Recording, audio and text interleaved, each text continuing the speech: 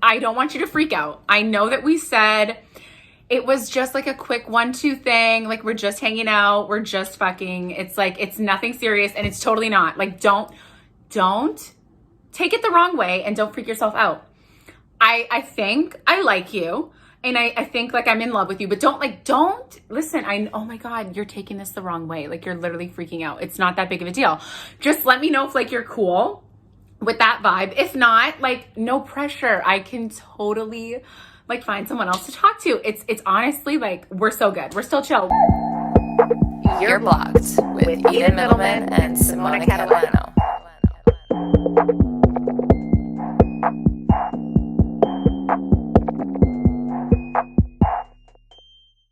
Today, we are going to break down how to just be really casual and cool About your intentions when fucking dating. as things progress, and whether you're feeling it and whether you're not. Communication, we always stress it. It doesn't need to be super Formal. or tense. I really need to have a conversation with you. No. Listen, Johnny. Don't freak out. Don't freak out. We don't need to go there. Sometimes I feel like when I've agreed to something cool and chill, because I'm cool and chill, and then we talk for more than 3 days and I'm in love with you, I'm like, oh fuck, what did I sign? I need to let this person know I want to get married. Right. But do it in a way like where you alleviate that person of the pressure. So like, listen, I'm aware that I agreed to just this, but now I have but now I have feelings, right? And usually that's always the talk that everybody gets nervous about is the shit, now I have feelings and I don't know where they're at, and I feel like a burden almost. It's only natural sometimes for us when we have that really good connection with somebody to obviously have that shift and change. So to go from wanting to be just casual to being like, shit, I can see this guy or girl being something more than just that. Here's the biggest issue is like a lot of people don't have that conversation because they're like, fuck. Like I don't want to lose this, and that's why I much rather avoid the conversation entirely, suffer with my feelings until it builds up and boils and fucking blows up all over the place. Yeah, but that's usually a sign that it's probably an attachment because you want to keep this and you're scared of communicating your feelings, right? Such a good tip, yes. And then also, like, I've been in that position myself where I think I can do light and chill because I'm like such a fun, cool girl, but I'm also neurotic, and then you like the person. Right. And you're like, I'm going to wait for them to say something, which is, so, hi, girls, why do we do this? Because we think that, like, oh my God, they're probably feeling the same. Yeah, right? or like, I don't know where he's at. Like, let me just wait for him. But it's important that he is looped in on how you're feeling. And there is a way to approach this in a very cool, calm, collected way. Not like in the beginning of the video, that was just for fun.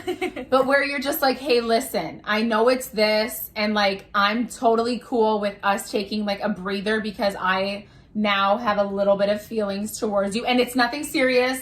I totally know what I signed up for. I know where you're at. I just wanted to vocalize this because I'm not sure if I can continue while still having feelings, right? And I don't think that that's fair for either one of us. It's not fair for him, or her, and it's not fair for you. You also need to allow them the decision of deciding whether they want to continue on with you, knowing that you have feelings, and if they can kind of match that, and if they can get there, or if they are on the same page, or them being like, wow, like, thank you so much, I appreciate that, and I agree, I think that we should take a little breather, and like, I'm just not there, that's not my headspace. Part of clear communication is that weird space where you guys are hanging out and things are actually fun and you guys are on the same page, truly and honestly. Like, you don't want anything more, but you guys are friends and you really do enjoy his company and like him.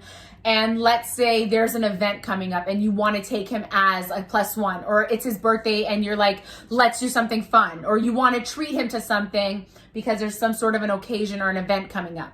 That is not really friends with benefits, I would say. It's not really in that like fuck buddy realm. However, you can offer an invite and be like, it's totally cool. You can say no. I'm just throwing this out there. I thought it would be something fun for us to do, go to an event or do something for your birthday, super light. I'm totally cool if we do or we don't. Yes. I just thought I'd throw it out there because it could be something new and fun for us to try. And the reason why this is so important to do, even for things like that as well, is because not only are you clarifying where you stand, where you guys stand, and you're getting that reciprocation from the person, so they can either say, yeah, actually, I would love to go with you, and like, I'm totally cool with that. Or, you know what, no, like, so you can really see where they're at and where you're at as well. And on top of that, you're giving them an out, right? So when you're asking them, you can come, but it's also totally cool if you don't. You're giving them that out of taking, which is so important. That's also very telling. I think that also goes hand in hand with that conversation. So if your intentions do change or your feelings do change, when you do have that conversation, and if you are worried and uncomfortable, you don't want to ruin a friendship or whatever it might be left over,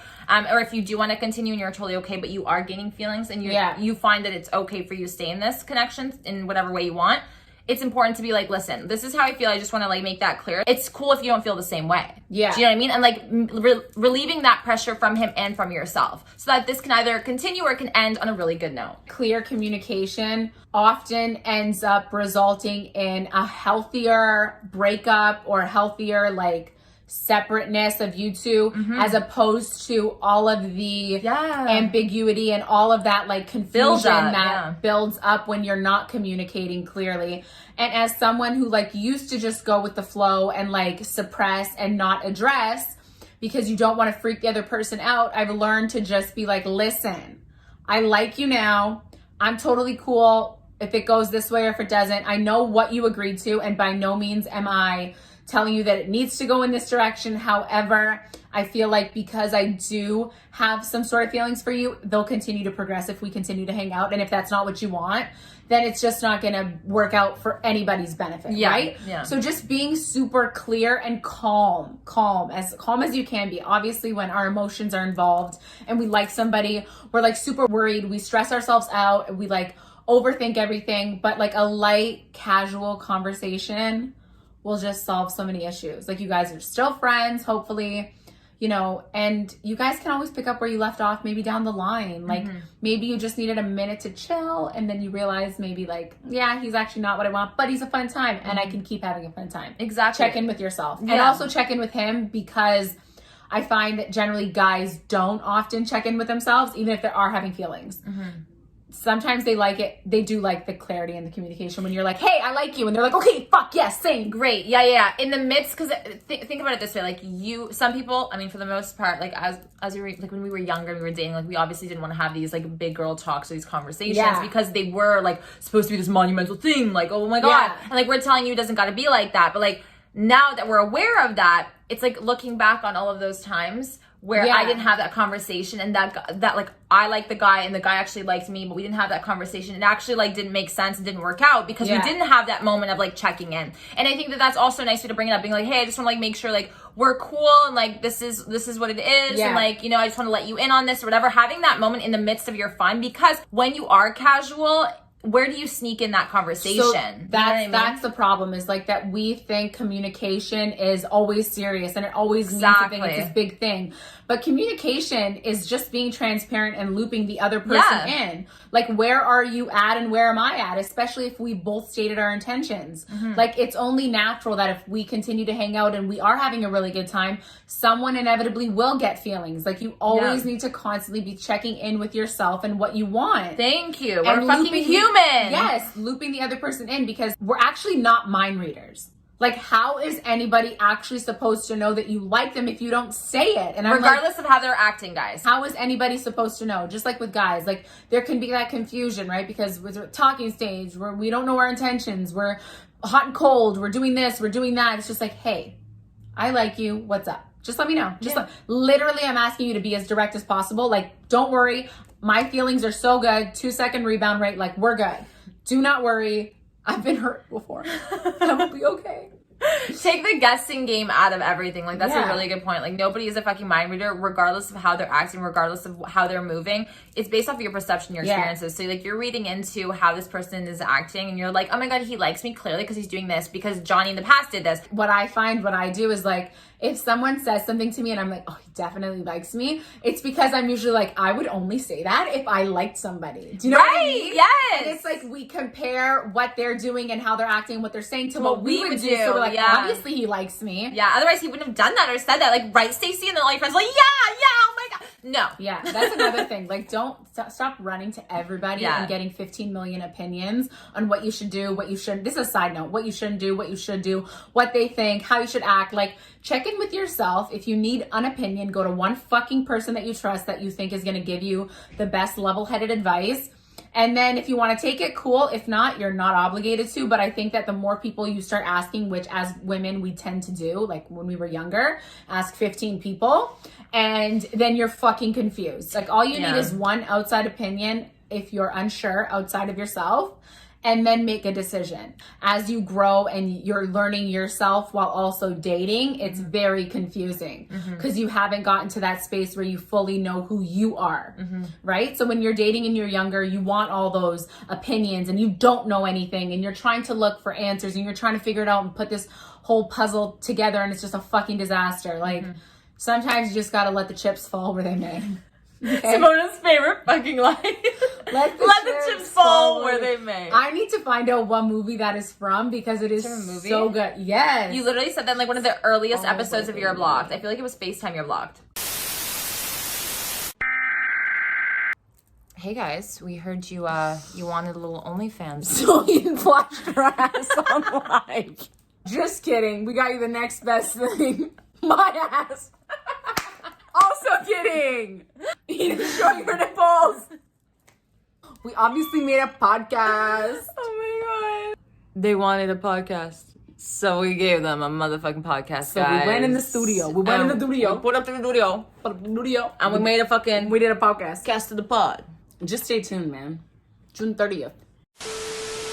He's drank so much tonight. Like, he is not going to be going to Town with you. He's going to have whiskey day. He is literally going to have whiskey dick. Like, it's not going to stand, baby. It's not. So I'm like, girl, why are you doing that to yourself? It's not going to even stand the one pump wonder, okay? It's really not. It's not going to do it. So move the fuck on. Limp dick, I'm sorry, no. Goodbye. Good night. It's going to be a no for me. It's gonna be Let's just, like, have a fun night. Let's both maybe black out. Make sure we get home safe. Quickie at lunch tomorrow. Yeah. See you at lunch, baby. See you at lunch. I love that. It's such a grown woman move. You know what? Boss babe move. When we hit up LA. And now back to your regularly scheduled program. You know, when you're older and like you're in your late 20s, mid to late 20s, I feel like it's easier. Hopefully you like kind of have a grip on who you are as a person. You're a little bit more grounded, and then you're able to kind of address things a little bit more maturely and a little bit more quickly, right? So like you can kind of get somebody's vibe and just be like, yeah, like this is kind of where I'm at and what I want from this connection, or like what I'm just generally looking for. And I don't think maybe we're lined up on that. I think maybe we want different things, and that's totally cool, but I want to be friends. I think that as you grow into yourself, dating becomes a little bit easier. And I think to get to the root before you actually communicate what your intentions are, even if they do change throughout the friendship or relationship, is what do I want? Like, what do you want truthfully? I think a lot of times the reason why we also don't communicate is because we're not sure. We're like, I like what we have going, but like I might have feelings, but I'm not sure if I have feelings. So I think that that's also a big point that you definitely mentioned, is like really honing in on you, on figuring out what you want, where you're at, doing the work for yourself, taking a pause if things get a little bit confusing for you, and giving yourself that space, regardless of how enticing it might be to hang out with him every Friday and Saturday and Sunday and Monday. You know what I'm saying? Like, let's take the time to really like make sure that you're good so that you're equipped, and then you're able to have these conversations, because you're going to go in knowing this is what I want. This is what I will take. This is what I won't take.